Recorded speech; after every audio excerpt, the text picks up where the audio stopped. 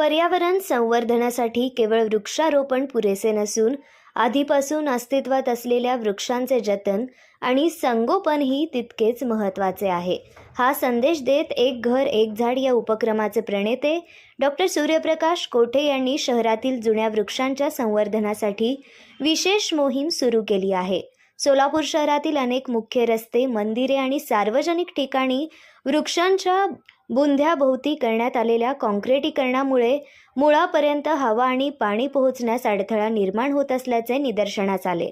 त्यामुळे अनेक वृक्षांची वाढ खुंटत असून त्यांचे आयुष्यही धोक्यात येत आहे. याची दखल घेत डॉक्टर कोठे यांनी अशा वृक्षांची पाहणी करून त्यांच्या बुंध्याभोवती काँक्रिटीकरण हटवून माती मोकळी करण्याचे काम सुरू केले आहे.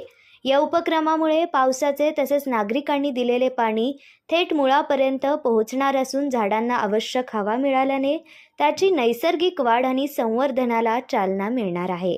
एक घर एक झाड अभियानातून मोठ्या प्रमाणावर वृक्षारोपण केल्यानंतर आता शहरातील जुन्या आणि भव्य वृक्षांचे संरक्षण करण्यावर भर देण्यात येत आहे. पर्यावरणाचे संतुलन राखण्यासाठी प्रत्येक नागरिकाने झाडे लावण्याबरोबरच त्यांच्या देखभालीची जबाबदारीही स्वीकारावी, असे आवाहन या उपक्रमातून करण्यात आले आहे.